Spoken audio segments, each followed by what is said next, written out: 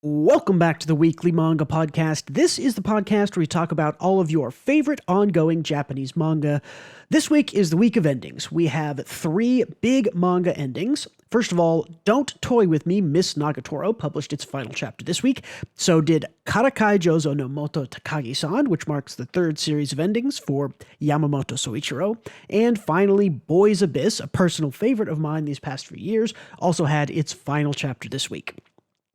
And since we don't want to be downers for the whole episode, it's our quarterly One Piece discussion with chapter 1121.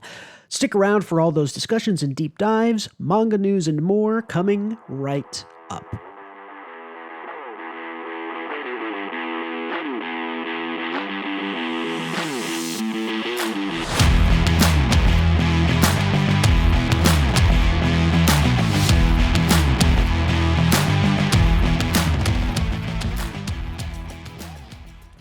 Hello again, my name is Bruce. I am the proprietor of the White Gray Black YouTube channel, and this week I am joined again by my constant co-host Gautam. Hello. First off, a special thank you and shout out to all of our Patreon subscribers. So thank you, Yaji Black, our first subscriber, the first monetary support of the channel. We so do deeply appreciate it. If you want to check out some extra videos, go check out that Patreon and give us a little bit of cash. One final order of business I wanted to announce was that the Gachiakuta Deep Dive discussion series is starting up right now. Currently on the channel, you can go check out Gautam and I's thoughts on the first volume of the series Gachiakuta by Kei Urana. So if you are interested to start reading the series, we would love to have you along with us on this ride. If you are a Patreon subscriber, you should see those discussions just a few days earlier. So now that all that business is out of the way, the past 3 or 4 months, we've mentioned this a couple times, have been filled with a lot of new manga. We have barely been 2 weeks in a row, if you take a look at the backlog of episodes here, without talking about at least one new manga, if not 1 or 2.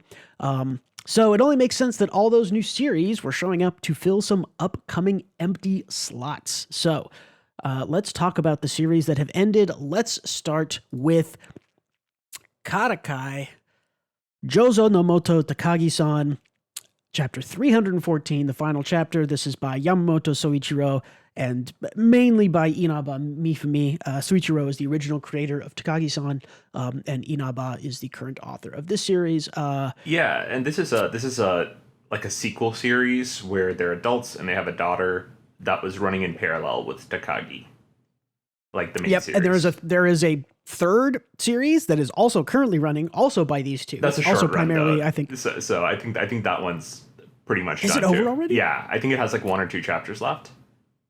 Yamamoto has ended everything they've done in the span of about a year. Hey, new beginnings, huh? Yeah, I mean they did start a new series, so they're giving that their all. But I think all of these endings we're not going to talk a whole lot about necessarily the contents of the chapter, maybe a little bit of feelings on them, but we'll discuss kind of the series as a whole. That's kind of a more interesting discussion at the ending.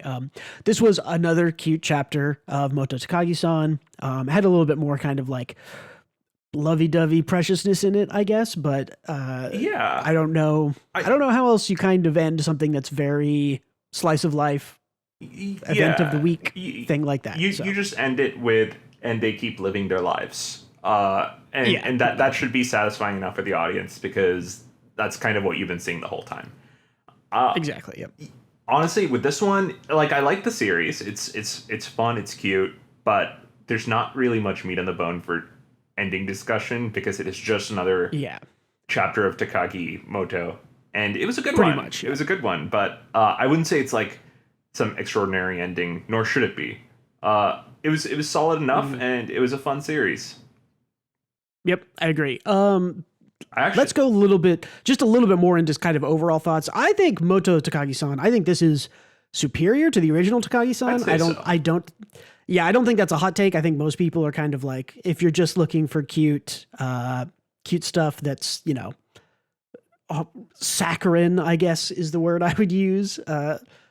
I think this is a better series for that than the original Takagi-san. The original Takagi-san is fine. I understand why it caught on. It was kind of a new niche thing, but this one I think is better. And I do think that the other Takagi whatever that one is called, with the where they're even older, where she's in middle school or whatever.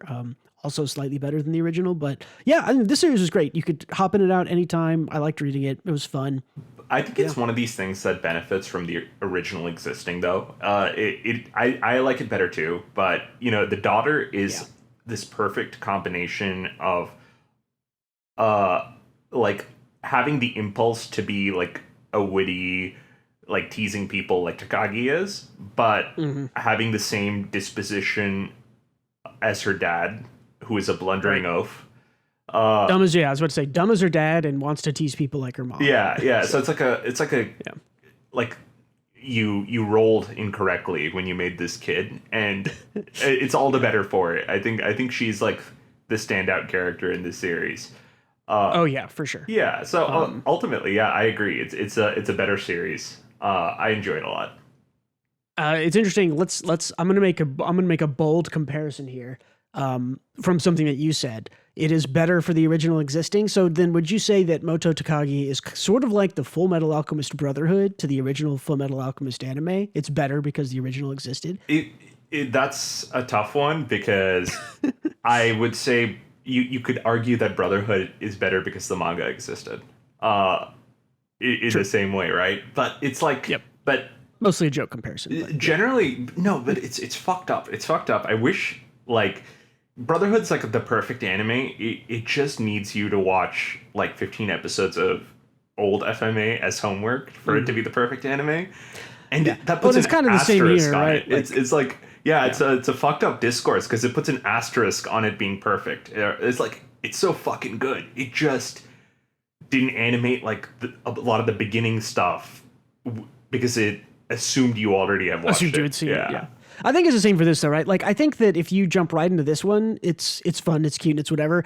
If you read, I don't know, 20, 30 chapters of the original Takagi-san, like, you don't have to read a whole lot, maybe not even that much. You could probably read 10 chapters of the original Takagi-san and jump to this and sort of understand, like, yes, okay, it all turned out fine. It was great.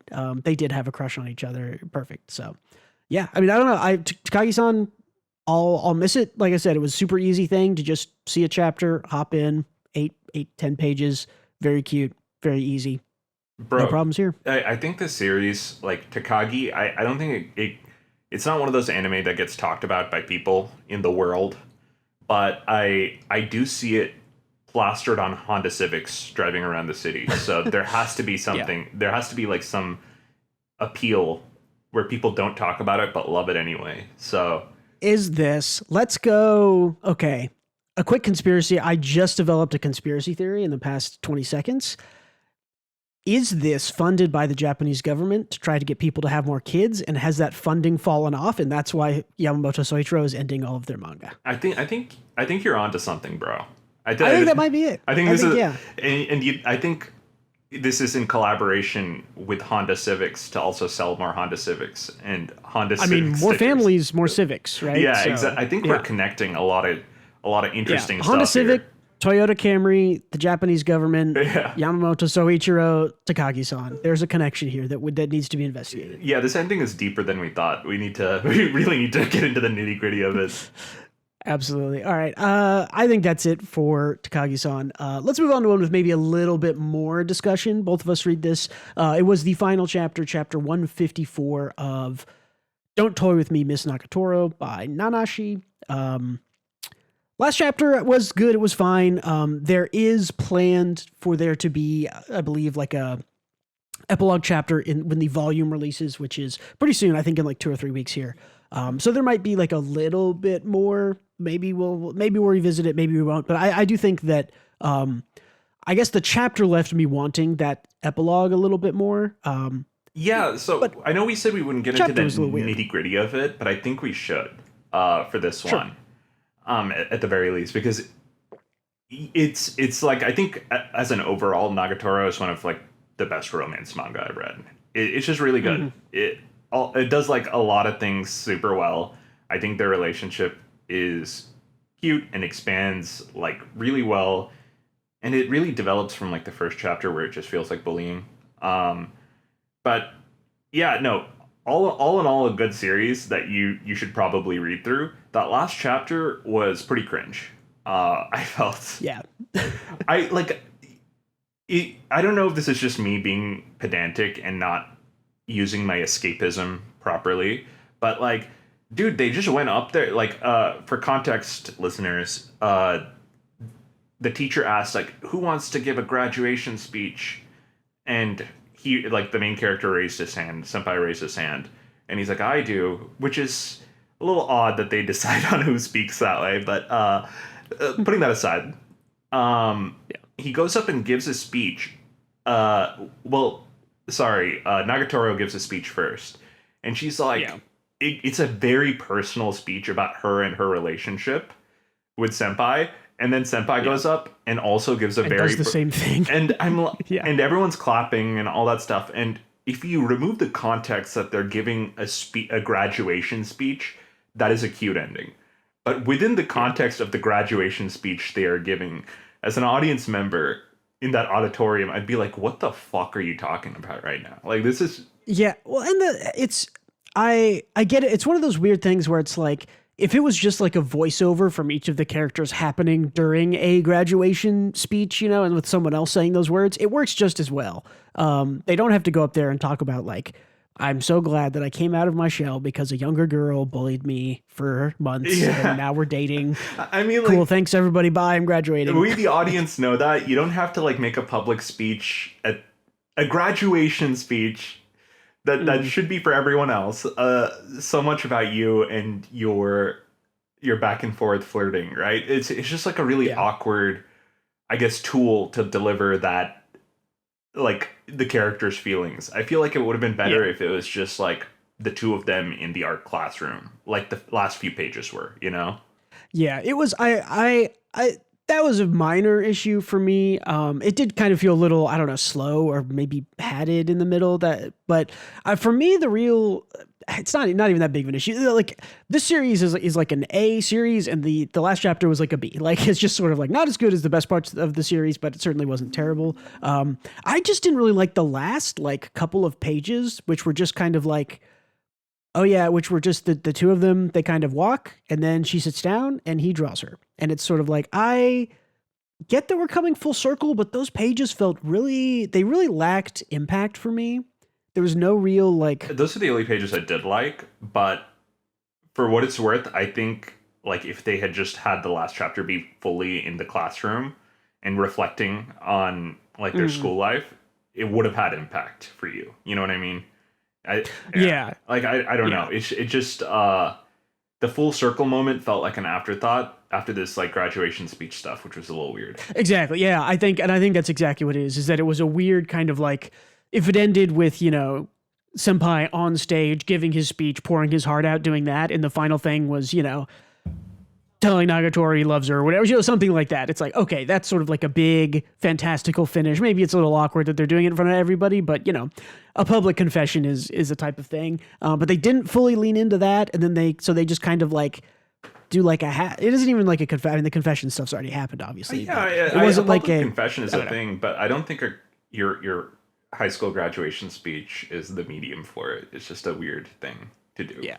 Well, but anyways, it was just the sort of like, not really like a tonal change, but it was just like the very last pages were just kind of like, oh yeah, here's the like typical sort of like, it felt, I mean, I guess like instead of being a really good romance ending where it was kind of like, look how far we've come or look how much our characters have changed, it was just kind of the same kind of ending as like Takagi was, which is kind of like, yep, here's kind of the same shit they've done. I mean, because they've done the sit down and draw thing in the past, I don't know, 20, 25, you know, half a year. They've done that a couple times. Like, it's already happened. We've already done this. Doing it again doesn't reinforce anything, I don't think. Like, they kind of already had that moment a couple of chapters ago. So I think that's fine. I actually, that's the only, I think I disagree here. It's the only part I liked because it's like a full circle on how they first met. Where they still like these parts about each other, kind of a thing. I don't think it's like Takagi's ending because I have no expectations out of a slice of life ending. I think you can just end it whenever. Well, and it's, I guess it's difficult for me because the series was really good when we had the lead up to the confession. The confession all of that, and even a lot of the falling action drama afterwards was all really good. And so it kind of went up and peaked, and then obviously, falling action resolution, but it just kind of like, instead of sort of like peaking and then staying good and ending, it kind of peaked, and then it's like, meh, like, went down in quality, I guess you could say, and ended where I'm just sort of like I said, I think this series is an A. I think at its best, it's an A+ or an S, and I think this ending chapter was like a B or a B-, which is like, it's like not bad, but it's not great. The ending chapter was like a D for me, but it oh really? I don't know. I just like nothing about it was good, but yeah. So I am curious overall, then about the series epilogue. Is good, so I guess it doesn't really matter, right? I think it. Yeah. I think it's just like an awkward ending chapter for an otherwise great series. I think that's it. It stands out amongst other. The Nagatoro is a really, really good shonen romance, and the last chapter was just not that good of a chapter. I guess it's weird. It's weird to say because it's like it doesn't. The last chapter wasn't good, but it doesn't affect the ending or the series as a whole in my eyes, like some terrible endings do. Yeah, because it's not really about the last chapter. Is not the ending really, right? So exactly, like this one is very much a series where the journey matters a lot and the ending doesn't super duper matter. Because the ending of their journey was kind of arriving at a place where they are dating. Yeah. Or, they've both grown to a point, and that is the ending, quote unquote. And this is just the last chapter. Yeah. So it's like I'm reluctant to be. I know I've been negative, but I'm reluctant to be too negative because overall, I don't want people to think I don't like this series. It's just good. It's just a very good series. Well, I mean, let's talk about it overall then a little bit more. I think this is probably, now that this is over, I sort of. Do we have any idea? Like, this was my go-to after Kaguya-sama ended. Kaguya ended. I thought that was the best modern shonen romance. I think it still probably is. That one also had a little bit of a weak ending. When that was over, I said, okay, I think Nagatoro is the best ongoing shonen romance. I think I've said that several times on the podcast. Now that this is over, I don't know what replaces it. I think it's probably something I'm not reading or haven't read in a while. It might be something else, but yeah, I mean, I thought that this was sort of, I don't think this is as good as Kaguya at the end of the day, but I do think that this was a really, really good series. I would highly suggest it to people. It's not that long. Now, 154 chapters is not, you can get through pretty quickly, I would say. I think this is a good recommendation for people looking to get into romance if you're mainly doing shonen stuff. Yeah, how do you feel about the series overall, Gautam? I think it's great. I think it's a great romance. I think my favorite after Kaguya is nobody really reads it, but it's called "Destroy All Humans; They Can't Be Regenerated." Oh, yep, I read that. No, I'm up on that one. That one is also very good. Yeah, it's about two kids playing MTG in like the 80s. Magic the Gathering. Yep. Yeah, actually, both of that author's series, "Destroy All Humans" and the story of the prefect and the girl with the skirt that's too short. Can never remember the title of that series. Those are both really good romances, I think. And he like their previous works, like Onani Master Kurosawa, is also like fucking phenomenal. So they just put out good stuff. Yeah, I guess those have now risen up. Maybe it's something. I think Hima-ten, the new romance in Weekly Shonen Jump, is pretty decent. But we'll see. Yeah, I know. I agree. I think this is really good, really decent series. I highly suggest it to anybody looking to either sort of introduce yourself to romance or just looking for a nice kind of fairly compact, decent romance with fun characters, fun side characters. Yeah, really good one. I agree. Yeah. Cool. All right, we got one more ending. You're gonna have to tell me about. Let's get into this one too because I'm curious as to how it all played out. Yeah, I'll this is Boys Abyss. This is by Minami Ryo. I have talked about this on the podcast maybe 3 or 4 times total over almost 2 years now. I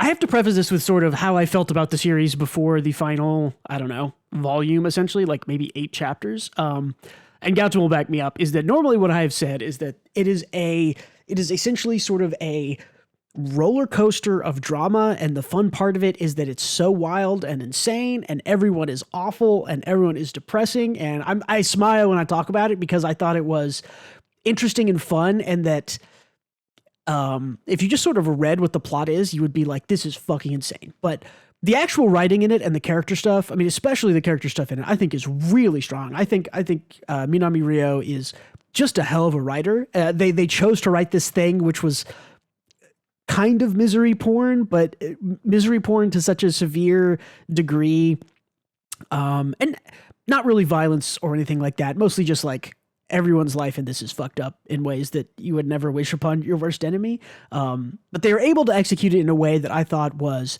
interesting and exciting, right? Like I almost always use the comparison of like a wild ride or a roller coaster, right? It was like an emotional roller coaster being on this. I liked it a lot.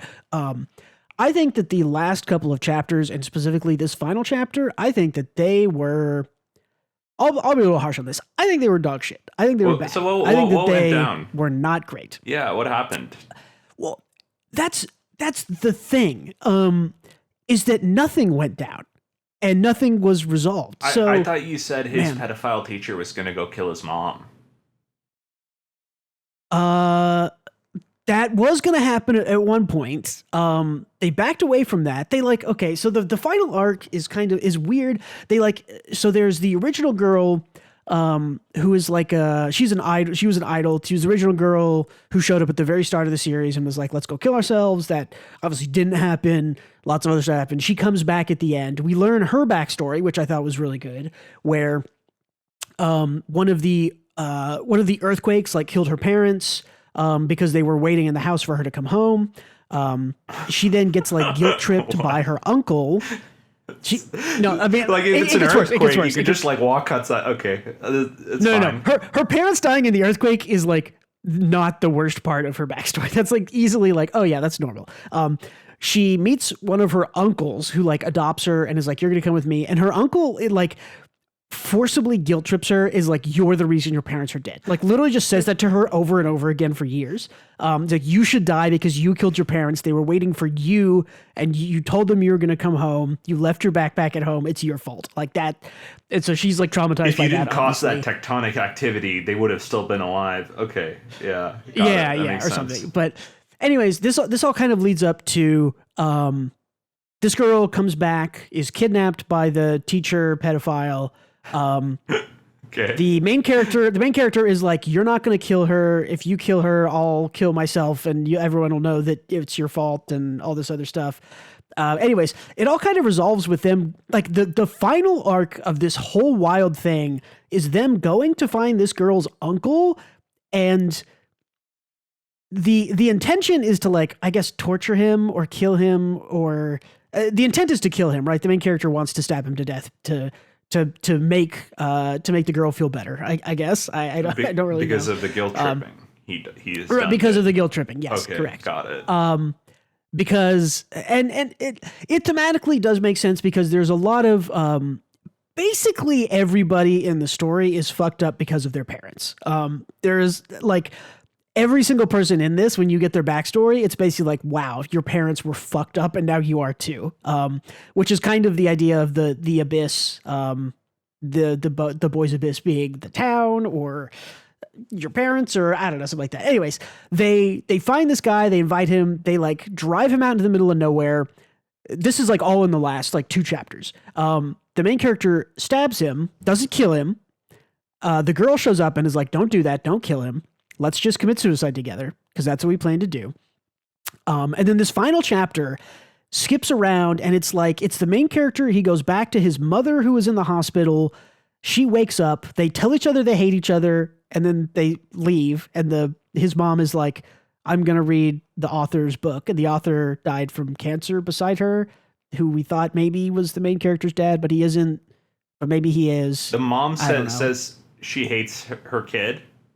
Yes, there's 2 pages of the mom and the main character yelling at each other like, I fucking hate you, like I fucking hate you too, which is like that's a little cathartic, but also like not really what I expected. There's that, and then we see the main character and the idol girl, and they're on the bridge, and he's like, tell me your real name, and she says, Mr. Main Character, you know what we're going to do, right? Or something like that. And they're like on the bridge and it's like, oh, okay, yeah. And then it cuts away from that. We don't see what happens there.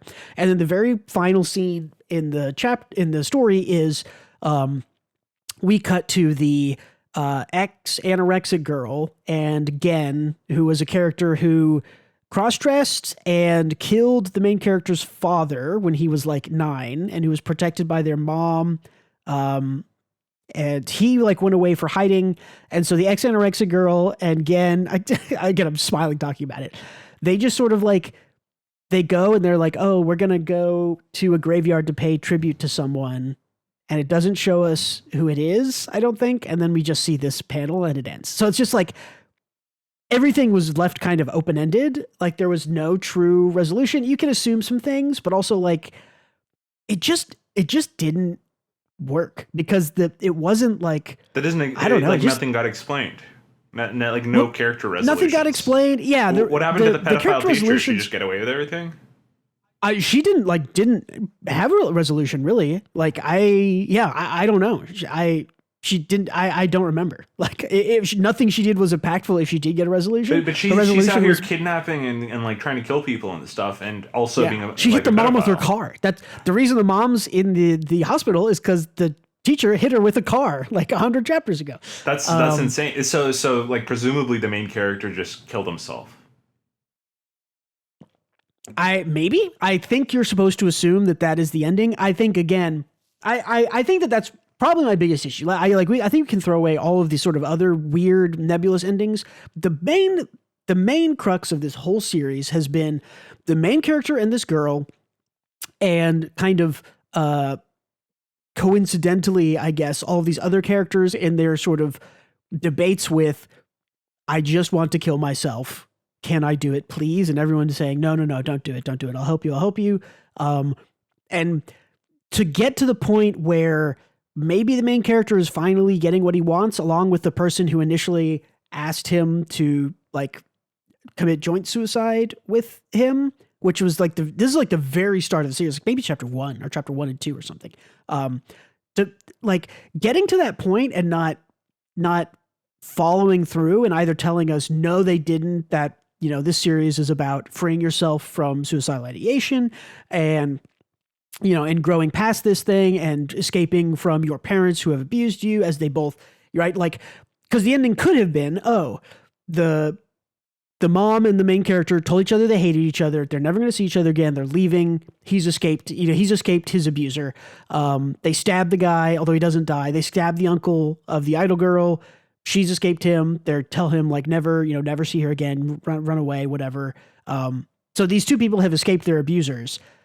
Does that mean they've escaped their abusers? Time to, we do not need to kill ourselves now? Or do they get to the point where it's like, no one is stopping us. There's nothing standing in our way. We're now ready to be done. None of that makes sense to me because like exactly it doesn't. It doesn't make sense because the series was so focused on like these people who are so abused and so manipulated and so mistreated that all they want is for their lives to end, and to not solidly give us either, yes, they escaped and they're okay now, or, they're not totally okay, but they're going to try to be okay, or saying they were not okay, it's the abyss and they fell into it, which I think is more likely kind of the reading of the ending that I have. That's what they're saying. So wait, I think it is, did the uncle but get not killed? like. Did they kill the uncle? No, the uncle. No, they stabbed him, but they didn't kill him. The idol girl shows up and says, "Stop! Don't stab him anymore." And they try to kill him with like a little kitchen knife or something. I don't know.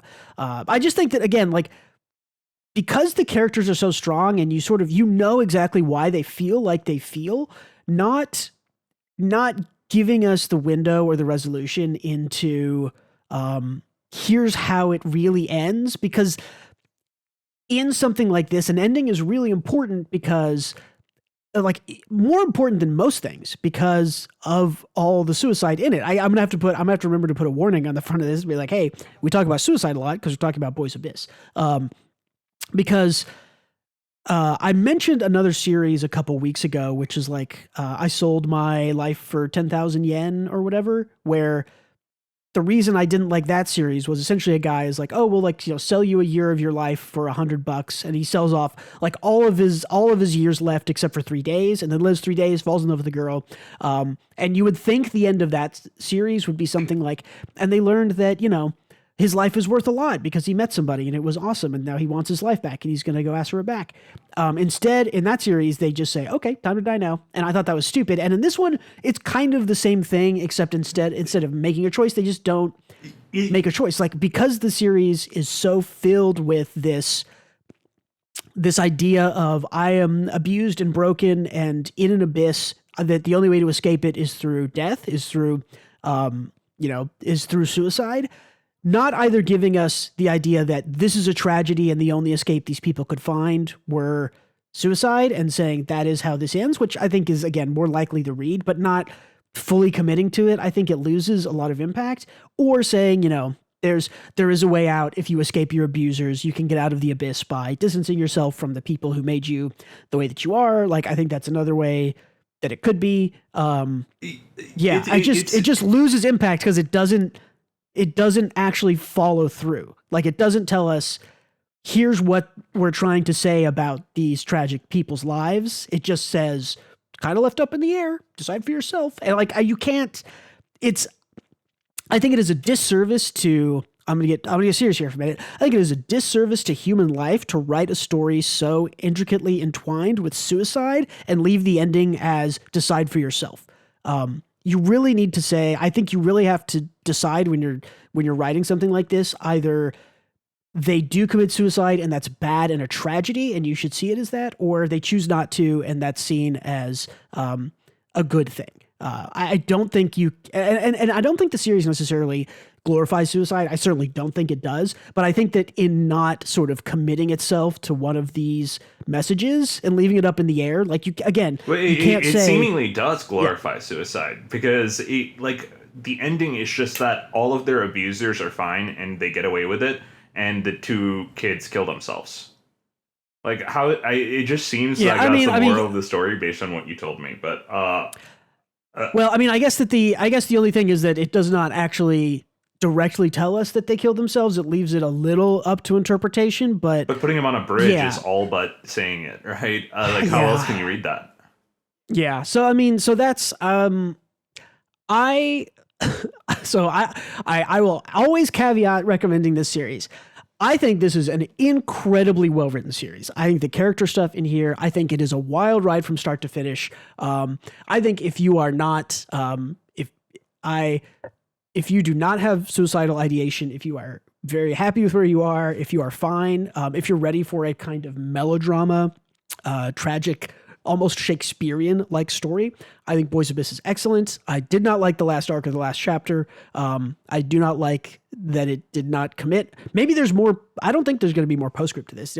But yeah, it's just, the ending was not. It was not what it needed to be in my mind. Maybe just go watch Breaking Bad instead. I mean, that sounds like a better use of your time. This sounds really bad, Rose. I don't know. It sounds like a not a good one. And I'm a bit more passionate about this just because I spoke on that, selling your life for 1,000 yen a year or whatever. I spoke pretty passionately on that one. That's just like, a one shot. I mean, it's like 6 chapters or something. I spoke pretty passionately on that because I think that it's hard to say when it's like, oh, it's fiction, it's a story, it's not real life, but glorifying suicide like this, I think, is one of the most dangerous things you can put in art. I think that it is inherently different from something like, say, Dragon Ball glorifying violence, right? Or any action shonen glorifying violence. I think there is a difference.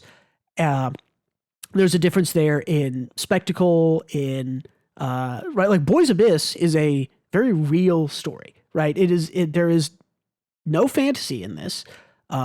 There's none of that, and so seemingly no police either. The police do exist. They are actually kind of useful in the back third or so.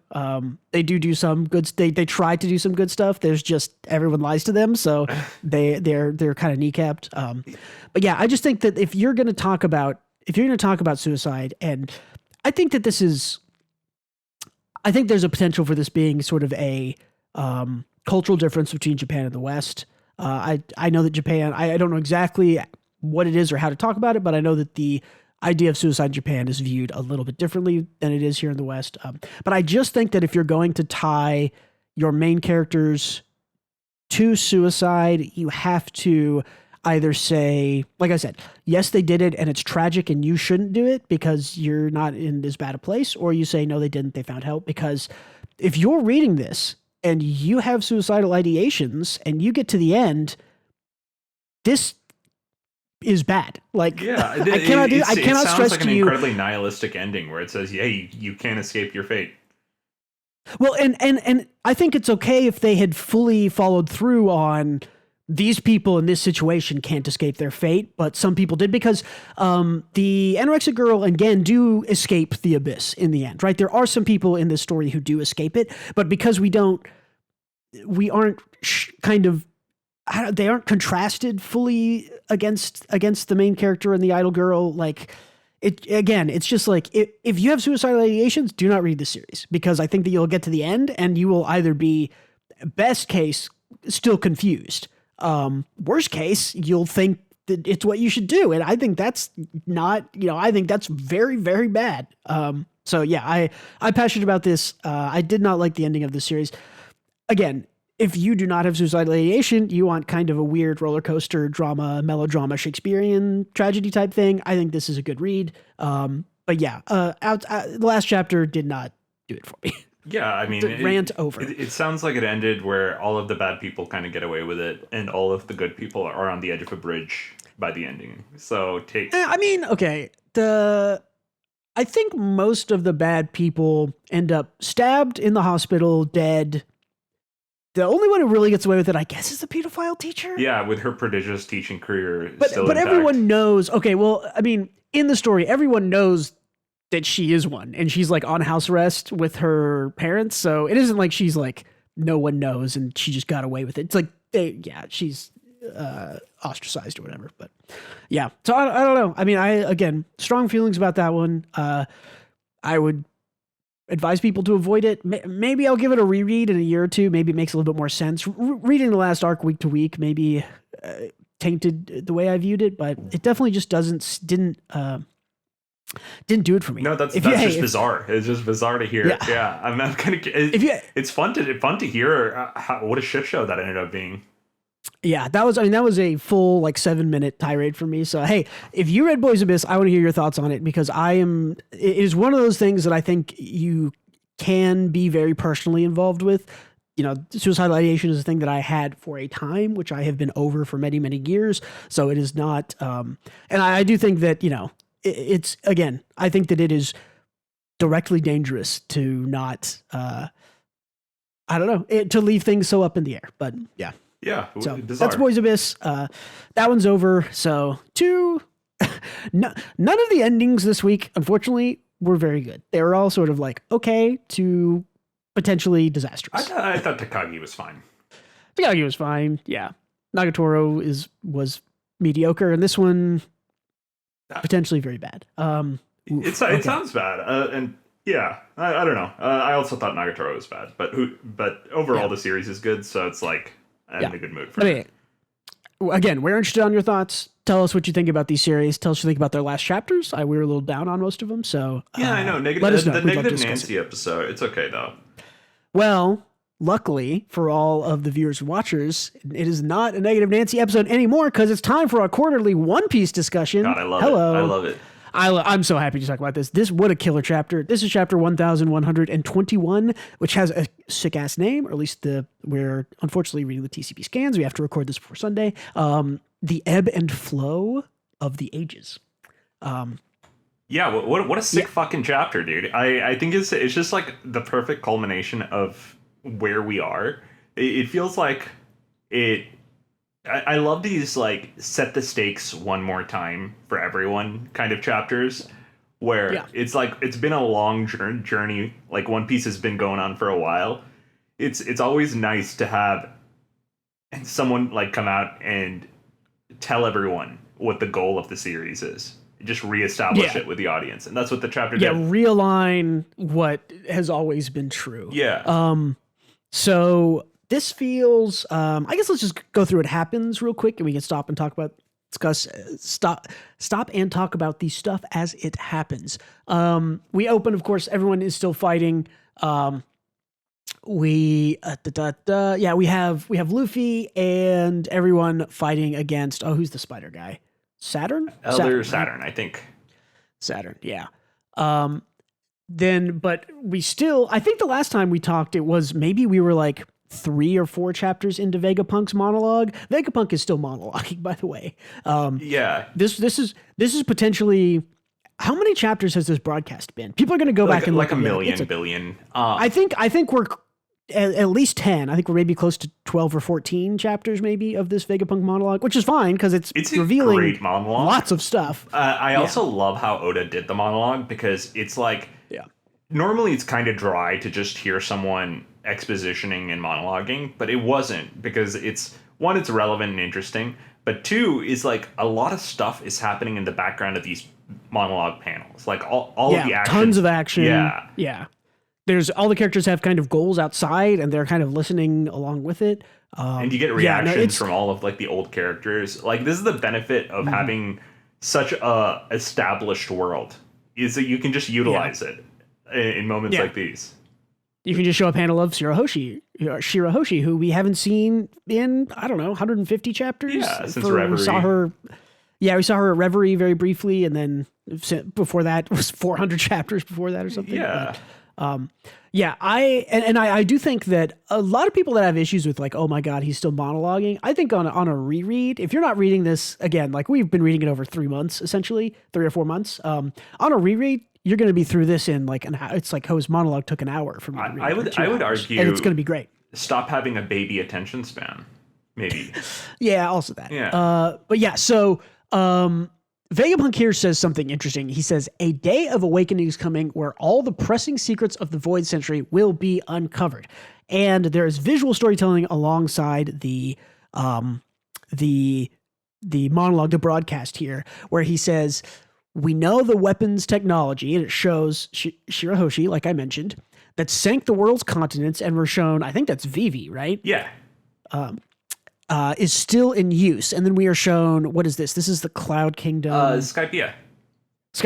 Yeah, it says that power is out there. And I think it's really interesting to show, the weapons technology. Obviously, we know that Shirahoshi is Poseidon. Poseidon. I was like, which one is she? Yeah, Poseidon. Yeah, some god of the sea. I forgot which one. Yeah. That sank the world's continents. That line is shown over Vivi. I think that's going to be important for her past, or that I guess that she knows that they're the ones who sank, what was it, the Kamabaka kingdom or whatever, I don't know. There was that one kingdom they blew up like at the start of Vegapunk, or at the start of Egghead arc. Oh yeah. The one that they nuked from orbit. Yeah. Well, and the fact that they nuked it from orbit leads us to the last thing, which is that they say it's still in use. That power is out there, and it shows Skypiea. So is Skypiea maybe an old weapon? Is it still part of it? Do they know something? What's going on up there? I don't know. I think it's... that's a good point. I don't think it's Skypiea, but I think it's probably a different sky island that probably the government knows about, right? I think the fact that they nuked a thing from orbit is definitely there. So, this page also is really interesting. We get kind of more of these kind of faces over what he's talking about. He talks about those with rare and unique racial ancestry are relentlessly pursued and slaughtered today. We get some Buccaneer stuff with Kuma. We get them talking about, and here's another interesting thing. We see, what's the Phoenix guy's name? Marco. Marco. Yeah. We see Marco listening in and saying we see, I'm talking about the distant past. Back then there was a kingdom of gods up there, and we see Whitebeard and Marco in that panel. And I don't know what that means. Yeah, I think it's this one is just Marco reminiscing of like something Whitebeard hinted at. But we see other examples too, like the Lunarian king from the last arc in Wano, and from Whole Cake Island, Pudding, Sanji's fiance. Yeah. Yeah, these are all kind of tied together with what Vegapunk's saying, right? Those with rare and unique. I think there's an implication here, right? He says those with rare and unique racial ancestry are relentlessly persecuted and slaughtered. Today, due to some mysterious quirk of history, we see basically the Buccaneers, the Lunarians, and the three-eyed. Are there three-eyed people? I mean, know that there's three jointed people. There's a bunch of weird kind of races. I think that some of them clearly were targeted. Maybe they just got genocided by the world government over the ages. Yeah. But do we think that that's the do we think that part of the secret of the Void Century is essentially that this group of people took power, and the people who could resist them maybe were the Buccaneers, and Lunarians fought against them and they lost and got wiped out, or nearly wiped out? I think that's exactly it. I think it's probably those who aligned with Joy Boy as well. But it's like these are like two strong races. Like the Lunarians were clearly very strong, and same with the Buccaneers, who are stated to be strong. I think it's anyone who poses a threat to Im's ultimate, whatever their goal is, it just got eradicated from existence. Yeah, and covered up. I agree with that. Do we think, I've seen this going around, we don't spend too much time of it, do you think Whitebeard was a Buccaneer? I don't know. He is like the strongest man in the world, so maybe. Yeah, I'm kind of with you. I'm kind of 50-50 on it. I'm like, yeah, maybe he's like half Buccaneer or part Buccaneer. I could see it. The dude was like he's 6'20", so maybe. I was about to say, he is also like one of the largest single One Piece characters, right? Like maybe only Kaido, Big Mom are bigger than him. Like, exactly. Yeah. He is like the biggest dude next to Kaido. Yeah. Non-giant, I guess we would say non-giant. Yeah, non-giant, exactly. But something that's really interesting, I think the fact that they show, what's her name with the three eyes? I cannot remember her name. Pudding. Pudding, yeah. The fact they show Pudding as like relating her to like having three eyes is some unique racial ancestry. That's not something we knew before this page. Like, I don't think I always assumed, as I think most people did, like, oh yeah, One Piece is weird. There's weird mutant people, whatever. She has three eyes. Like, okay, you just kind of accept it. So I think that's kind of a big reveal that like, oh, there might be more people with three eyes. That might be like an important thing. Maybe Joy Boy had three eyes. I don't know, something like that. So. Yeah, I think it's just one of those unique races, and I think it also reveals that Big Mom is not a racist, because clearly. I think you could assume that by how many different types of children she has. Yeah. Say what you will about the woman, but she's no racist. Yeah, absolutely. we'll fuck anything. We get a cool big punch from Luffy and Bonnie, which I did not include because I wanted this page. I think it was more important. After they punch Saturn here, it looks like they're like destroyed Saturn. Yeah, and I actually appreciated this punch because Luffy didn't even, like, he had the chance to take the finishing blow, but he let Bonnie do it because it was more impactful. It meant more to her. It's like and that's classic Joy Boy behavior, right? Handing the controller to your 5-year-old cousin to get the last jump on Bowser. That's exactly it. Yeah, it's kind of that. Yeah, and I think the interesting thing here, here, ocean. So I don't know if he's dead or what. Well, and there's a couple of interesting things here. One of the first theories that I saw being discussed was essentially that he's going to be fine. He's super powerful. I think the assumption also is that this is not a person with a devil fruit. This is either an actual devil, so they can swim, or there's some kind of power they're getting from Im that allows them to swim. I think that's possible. I think the other possibility here is, remember, if you will, maybe 2 months ago, maybe 15 chapters ago, someone from Blackbeard's crew, who again, I'm going to forget their name, has that copycat ability. They touch Saturn and they can copy Saturn. And so I actually think Saturn might die here. Like, this might be them, like, this might be Joy Boy and Bonnie destroying Saturn. But then we'll see Saturn show up and we'll be like, oh, I guess he survived. No, that's Blackbeard's mole. Right. I think that might be where this is going. That would be a cool twist. That would be cool. And it was foreshadowed. So yeah, I don't know. I think Saturn should die here. I think that was more. I think it would be good. Satisfying. I think it would be good. Yeah. Yeah, I'm gonna find that person's name because it's gonna bother me if I don't. Katarina Devon, is that who it is? That sounds right. It was this tall lady with the pointy nose. I think that's right. I don't know. That doesn't matter. Yeah, it doesn't matter. Oh well. But yeah, so I think it's interesting. I kind of agree. I think it would be better.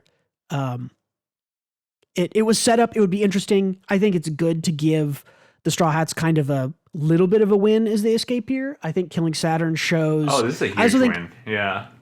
Well, and I also think that it shows how much of a real threat Gear 5 Luffy is to the world government. Like, if we don't get this kill here, which like maybe we don't, maybe there's something else going on. But if we don't get this kill here, then it's sort of like, oh, well, I guess Gear 5 can go toe to toe with one of these general guys, and then he'll kill them, but then they can just be revived. So that feels a little bit worse to me. To be honest, this was borderline. Luffy goofed his way through this fight. This was borderline effortless for him.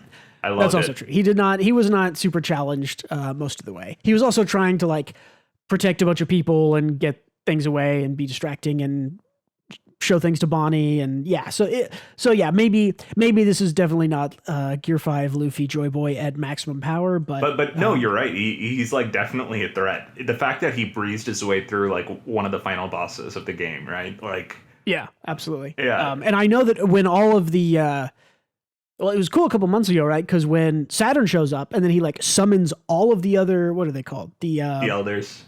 The elders, yeah. He summons all the other elders. Everyone's like, holy shit, like this is way more serious than we thought it was going to be.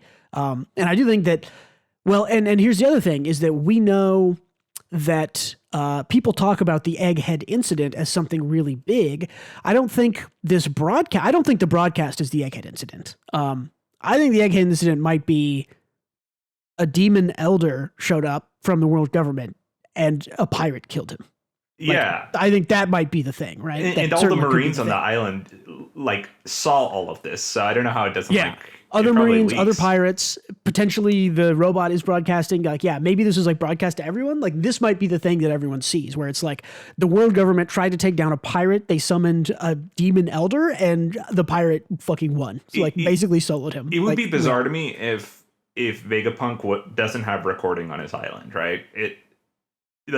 Surely he recorded some of this or set it up in that way. But the Egghead incident could have been the successful assassination of Vegapunk too. It could be that, yeah. There's a couple of things it could be. It could just be the recording for all we know. But I do think it would be cool to be sort of the death of Saturn. I think it's a culmination of all of these things too. That's a possibility as well, because like a lot of stuff went down. Oh, I remember the real reason why I have this page, and that's the Vegapunk voiceover again on this page says there are certain individuals who can't be oppressed. Such individuals are probably the closest to the truth. A coincidence, or did Roger set this all in motion? So again, this is what we were talking about kind of at the beginning of re-solidifying the themes of One Piece and of freedom. Vegapunk literally says, those who are most free, those who are, how does he say it? Certain individuals who can't be oppressed, tied to freedom so innately like Luffy and the Straw Hats are. Those are the people closest to the truth. I think that it's pretty easy to draw the line from who's the most free. It's Luffy and the Straw Hats. Who's the closest to the truth? Also them now. So yeah. I like the implication goes without saying that it's Luffy and the Straw Hats, but I think what's more interesting is like in the next page, you get like a picture of everyone he's talking about, kinda. I suppose in the next few pages, there's like a big... In the next couple of pages, you get a lot of, you definitely get all the people who are closest or closer, I guess. Yeah. I do think it's funny that such individuals, he's talking about such individuals, like the people who can't be oppressed, and it's like Usopp freaking out. Usopp and Jinbei and Zoro.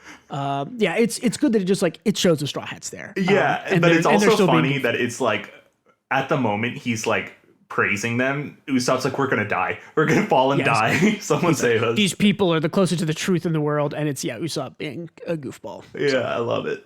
That's great. Yeah. And so the voiceover here from Vegapunk continues and says, unfortunately, there's no guarantee that it will be found by someone Joy Boy would want. And under this bubble, we get what I think is a very interesting thing here. We get, of course, at Blackbeard's lair, a little bit of voiceover from the Hachinoso Pirate Island. And then we also get the Red Force, red-haired Shanks ships.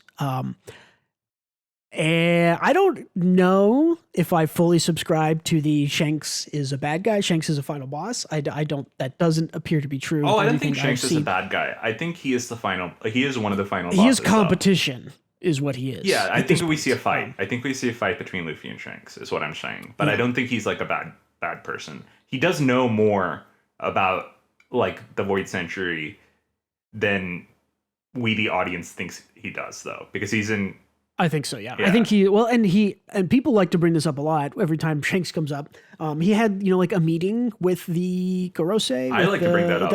Yeah. It's suspicious as hell. It's suspicious. We don't know what that's about. We don't know what we kind of know what his connection to the government is. We know that his father is he was like the main celestial dragon guy, the judge. Yeah, he like owned the island where I'm trying to remember the incident where there's an incident with Rox and Roger where they fight at an island. His dad, like I can't remember the name of that. Where they hunted man for sport, that island. Yeah. Yes, all of that stuff is all related to Shanks. So yeah. But yeah, there's no guarantee it'll be found by somebody Joy Boy would want. The fate of this world will be decided by whoever finds it. It all depends on who finds the One Piece. I have chills right now looking at this page. I know. This is maybe my favorite panel in One Piece of the last, 5 or 6 years. This is so cool. Good. Yeah. This is like the establishing shot. I love it. It's both hype, and then you see Buggy like shit-eating grin through tears rolling down his face. And it's like funny. It's like everything. It is like, a part of me thinks that Buggy will find it because that is the funniest possible outcome. And since Joy Boy is all about the laughs, I could see that being kind of the outcome here. This is my crackpot theory, though. I agree with you I don't necessarily think it will be Buggy. I think it could be Buggy. Because we have to talk about Luffy. Because Luffy's goal that he has stated that we know is not to find the One Piece, right? That is actually not his goal. It's to be the freest man on the seas. Yes, it's to be the king of the pirates, and the way he's going to do that is he's going to be the freest man on the sea, or the king of the pirates is the freest man on the sea, and that's why he wants to be that. That is his goal. That does not, he thinks that getting the One Piece is a step onto that. I do not, I think that is maybe not necessarily his final thing. But also, we don't know his actual goal that he told Robin. Yeah, we don't know. Yes. That is the other thing. We don't know his actual goal that he stated. I guess Sabo knows that, right? Down at the bottom left there. Probably, yeah. But yeah, I mean, and I think that it's interesting because the Luffy and Blackbeard, I think it's a pretty obvious, those two are kind of directly in competition. I think Shanks also directly in competition finding the One Piece. Buggy, it has been stated, Buggy and Cross Guild also looking for the One Piece. Yeah. Those four up there are definitely in a race to the One Piece. But the people on the bottom, I think, are not necessarily looking... if they are looking for the One Piece, it is for a different reason. Right. They have other motivations, but it's also in their interest because it's in the most wanted people in the world's interests, Right. So we have, let me see if I can go through who else is. Sakazuki? Is that the name? Akainu. Akainu, yeah. Akainu. We have Dragon, who I think is going to be important soon. Yeah. He's got to be important soon. We have a darkened figure with a sword who we do not know who this is. I think a lot of people assume this is the man marked by flame, who I think will be important. That sounds again, logical. hopefully very soon. We have Im. Next to that, we have Kobe. I think it's interesting that Kobe is featured like so prominently here. He's the future of the Marines. It makes sense. Yeah, for sure. The bottom left corner is the one that interests me the most, actually, because we have Kobe, Sabo, Shanks's dad, right? Who's who that is, that Figureland guy. And then the Freezy guy, whose name I forgot. Aokiji. Aokiji, yes. And so we know that, it's like 80% confirmed that Aokiji is Sword. We know that Kobe is Sword. I think you're right about that. They are definitely the future of the Marines. They are essentially the good version of the Marines. I think we'll see them take over a large chunk of the forces in some way in the future before the final battle. I don't know what Figureland is doing here. I don't know either. Like his first appearance was so excessively evil. Like his first action was very evil. Yeah, because someone like bring him a child, he's just like kill him or something like that. I don't even know. It was like the one non-bigoted celestial dragon who is like, we shouldn't kidnap and imprison royalty. And he's like, well, you suck then for thinking that way, and he fucking executes him. And it's like, it's so exceedingly evil that I can't see a universe where this guy is a good guy in any way, right? Like, it's just a very bad guy thing to do. So not sure what that. But he's put in the good guy section, like, but maybe it's not split off that way. Who knows? Well, and I wonder because they are kind of sectioned. I don't. Oda, I do not think is such a staunch constructionalist that he will be like, oh, I've separated, on the right side page, it's Luffy and Shanks and they're the good guys. And on the left hand page, it's Blackbeard and Buggy and they're the bad guys. I don't think he does that as much as people like to think that he does that. Yeah. I think there's no order to this. It's just. Yeah. But it definitely is interesting because in the bottom right section, right, Dragon is like the person I would say is the most against the world government. I think you can kind of say like the Dragon and the Revolutionaries are the anti-world government. Like that is who they are. And this bottom right panel shows us Dragon, man marked by flame, potentially, or just a dark figure. And then the core of the world government, right? Akainu and Im. So that cohesively makes sense as a sort of unit. The top ones are obviously sort of the four main pirates.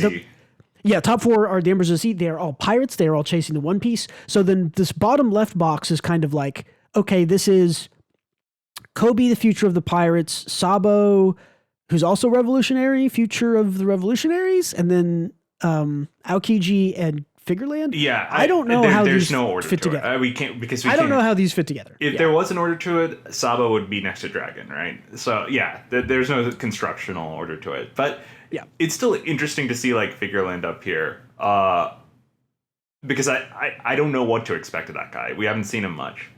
Yeah, I think this page also gives us a lot of foreshadowing for what's to come. It tells us two really big things just with the people it's displaying, right? It shows Figureland. It shows. Assumedly the man marked in flame. I'm going to keep assuming that that's who that is.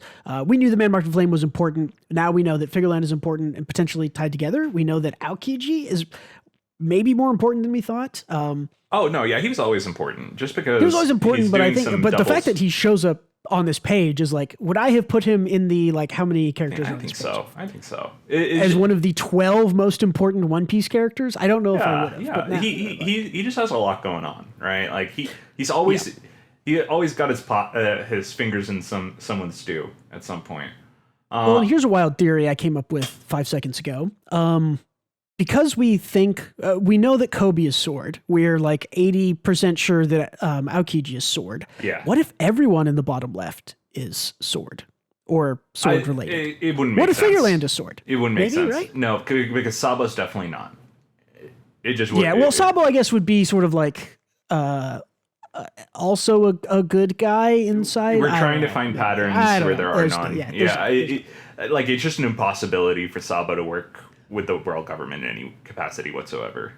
Yeah, true. So, crazy good chapter. One of my favorite chapters this is probably my favorite chapter of the whole. It's real good. The whole Vegapunk broadcast, I would say. I know, and the thing is, like, this is like such a good chapter. And it's been nonstop bangers back to back. Yeah, so it's like a month ago. It was also my favorite. So. Yeah, exactly. One Piece is just that good. It's so good. Yeah. I do want a final thought. Buggy's like home base is called Empty Bluffs Island, which is just like I didn't realize that. Yeah, that's so good. It's just a solid pun. That's so good. Yeah. I do think, my final thought here, I think this is essentially the climax of Egghead. I think destroying Saturn, I think sort of the reestablishment, the recontextualization at the end of this chapter with it all depends on who finds the One Piece, making that important, bringing Roger back up. This to me, I think this is the climax, and everything past this is falling action. I agree. The robot has come and gone. Gear 5 has come. And we've punched and killed one of the guys. Everyone is on their ships in the process of escaping. To me, this is basically the climax chapter of completely agree of Egghead. So and we have like the next place, Elbaf, on the Elbaf, docket. Yeah. So we have a course. Yeah. We have a course. We'll get some kind of party potentially because the end of every arc has a party, which is hell yeah. I love that. So. I love that they just. Because they're still having fun with it. The Straw Hats are all about the fun. They have a big feast and have drinks and all that stuff. It's great. Yeah. So no chapter next. I guess no chapter this week, quote unquote. This is out on Monday, so there was no chapter on Sunday, but there will be a chapter next week. I think it's like 2 or 3 short chapters here until the end, until like they're just out of Egghead, I would guess. And then I think we move on after that pretty quick. So yeah, I think so too. Cool. Anything else on One Piece? Nah, I think we covered it. Nice. Let's do a little bit of news. We got the announcement today. A couple hours ago when we're recording this, the Rooster Fighter anime announced. This was a fun one a couple years ago that I read a couple chapters of. It's kind of very masculine rooster. Yeah, battle. It's weird. I didn't really like it. I guess is how I feel about it. It's very one note. It's kind of one note, one joke. I think that the anime, if it has good animation, I think it'll be a hit. So yeah. I complained about this on Twitter, so go follow me on Twitter if you want to see me complain about it. Tower Dungeon is now on the K Manga app. That hopefully does mean that more people can read it legally. It also means that it's on the K Manga app, and every chapter is split into 2 or 3 parts, and you have to pay for them if you can't. So again, not going to complain about that. I complained about it on Twitter. Go follow me there. There was a new Taizan 5 one-shot on Jump Plus in Japan only. I hope we get this translated. I think we probably will eventually.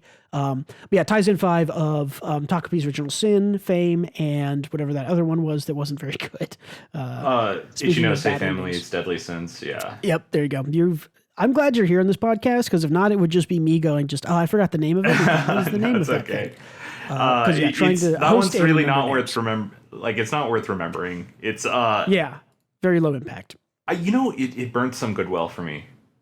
Me too. I agree. Yeah, that's the unfortunate part, but I'm looking forward to it regardless. The one shot, I mean. Well, and I think that's why I'm so curious about this one shot. Is I thought Takagi's Original Sin was so incredibly good, and then you're right, I burnt out a little bit on Ichinose Family. So this one shot to me is kind of like, okay, can Taizan 5 prove to me that they are the same author who made Takagi's Original Sin, or are they the struggling? I think a one shot's a better angle for them in general. But I think so too. They're better at telling concise stories, right? Like not. I think so, the long running nature of Ichinose's Family it feels like he didn't have a plan with that one. Anyway, yeah.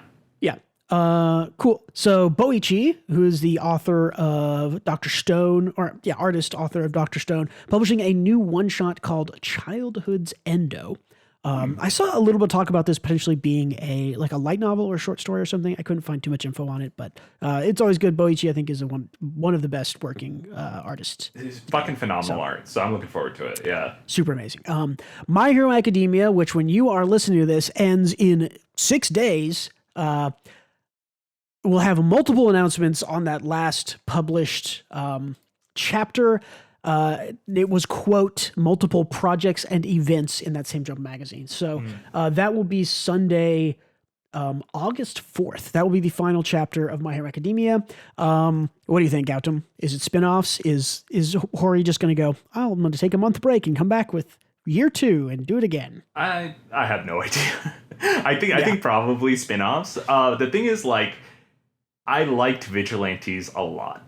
So it's like kind of clouding my mind and telling me that maybe a spin-off will be good when I know in actuality that we probably should just leave it be, you know?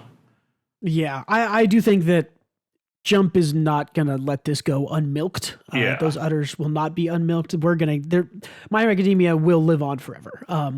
Well, hey, Evangelion we got a long time, maybe not. So we got one good spin-off, right? We got one very good spin-off. Awesome. Yeah. So maybe the other spin-offs will be good. Who knows? That's what I think. Yeah, who knows? Okay. We have an update on the Apothecary Diaries manga artist Neko Kurage. They're the one, if you remember, we reported on, I think earlier in the year, start of the year, right? That Dodge didn't pay about $300,000 in taxes over the course of 3 years.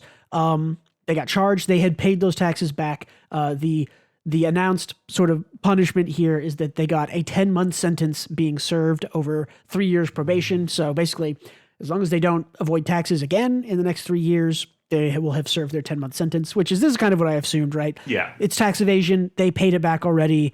Yes, you get punished. No, you don't go to jail for stuff like this. Slap usually. On the wrist. Okay. Yeah. And this does, I think, probably mean that they are still, I would say, likely allowed to continue drawing manga. I almost certainly that it would be insane for them to like be banned from that, because then they can't pay taxes because they lost their job. And I think that the only part that am unsure about is there a Japanese culture thing where you've broken the law or you're a felon or whatever, and so we're not going to let you can't draw this insanely popular manga series, light novel series. Well, anymore. Listen, if it's like the Act Age author who is like doing creepy shit, you get blacklisted. Yeah, it's different. But tax evasion, nobody gives a fuck, right? Like. In general, no. I don't really. UFO Table would have stopped making anime if that were the case, because they got slapped for that too. So it is. I think we're good. Man, a lot of tax dodging in Japan. All right, last piece of news here. We have a potential. This is I will say both rumored and all that jazz. Potential Witch Watch anime. We got a registered web domain for Witch Watch anime website. Nothing official, obviously. These are sometimes done far ahead of time, but it is one of the longest running Jump series without an anime or even an anime announcement. This and Sakamoto Days, I think, have been running for almost 4 full years. And Sakamoto Days got an announcement that it was getting adapted. Witch Watch still doesn't have one. So I assume, it's really when, not if. I think Witch Watch will get an anime, and I think that it is probably coming up soon. This makes sense to me. Yeah, you're right. It's an inevitability. I just hope both are good. But, Jump is really protective, so I anticipate them both being pretty good. Yeah, I think that the ties to Gintama that the series has might... Gintama might have them being a little bit more protective of it. So yeah, it's also their best comedy series. It's like the author did Sket Dance before this, which was also really good. So there's like a lot of consistency in Witch Watch's comedy. I need to get back and read it. I need to catch up on it because I read a little bit of it. But yeah, that's it for the news. Let's do one more thing. I'll go first. Fuck the American healthcare system. I hate it, and I've been trying to deal with it. I've literally just been trying to see a doctor. I spent 3 days, probably like 6 hours of my life, literally just saying, "Hi, can I meet with someone to talk about X issue?" And they've been like, "Nope, we're not accepting new patients." Or we can schedule you for January 2025, which is 5 months away. And I'm like, no, I do not want to wait that long. Anyways, Captain, what have you been doing? It's fucked. I think a while ago I said I don't like roguelikes, but I like Slay the Spire.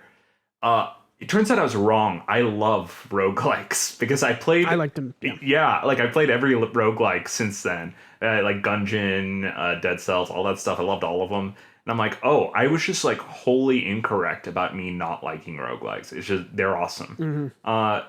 Anyway, I'm playing Astral Acent, which is a pretty new roguelike. Really, really good. Really fun. It's just like a really customizable spells with 4 different classes, 5th one coming out. And it's just like every run feels very unique, and the core combat is great. So what type of combat is it? Is it like top down action, third person, first person? What are we talking? Yeah, not top down, but it is an action roguelike. It's like how do I put this? It's like a side scrolling kind of thing. Yeah, okay, like Metroidvania action kind exactly. That's exactly right. Gotcha. Metroidvania. This does look cool. Yeah. Except unlike a Metroidvania, you don't have to like go backwards. You just clear. Yeah, no like platforming dungeon explosion. But yeah, a 2D action Mario like, if you will. And the gameplay is really smooth and fun, so I'm enjoying it a lot. It's great. Cool. There's a bunch of other ones of these that I've seen people play that I don't remember the name of. One of them where you're like bug guys. There's like I don't know, I'll have to find it, but they seem really good and really really flashy. So dude, I did find one roguelike that I'm not into that is very popular, and that is all Vampire Survivors likes.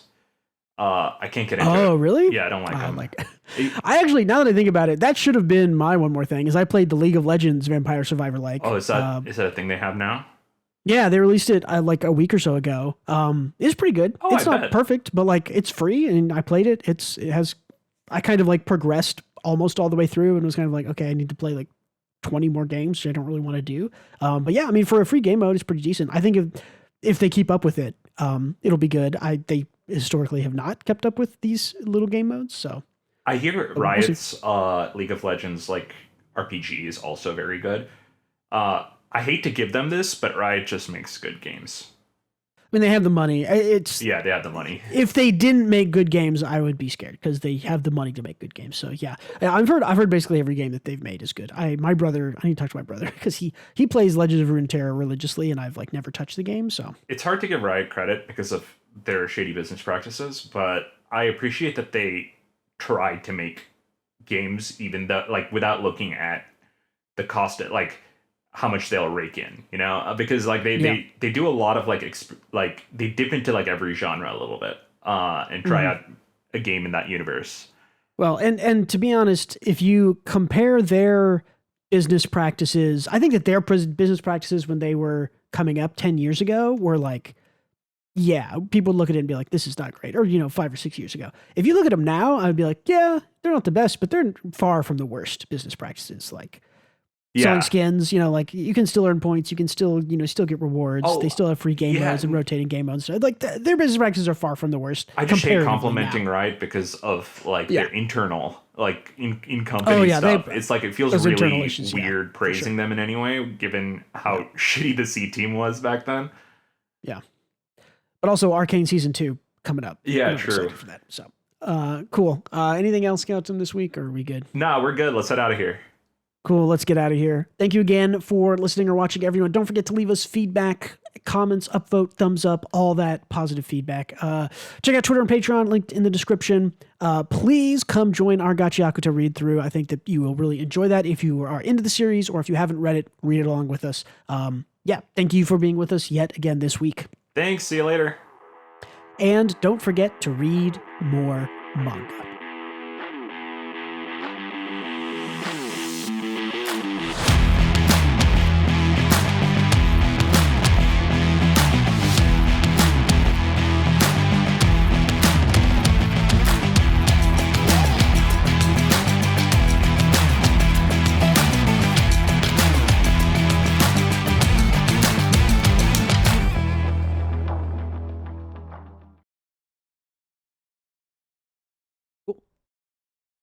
Q.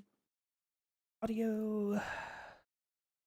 Bro, that it's that chapter that you described to me of Boy's Abyss sounds truly fucked. It's insane. Let me hold on.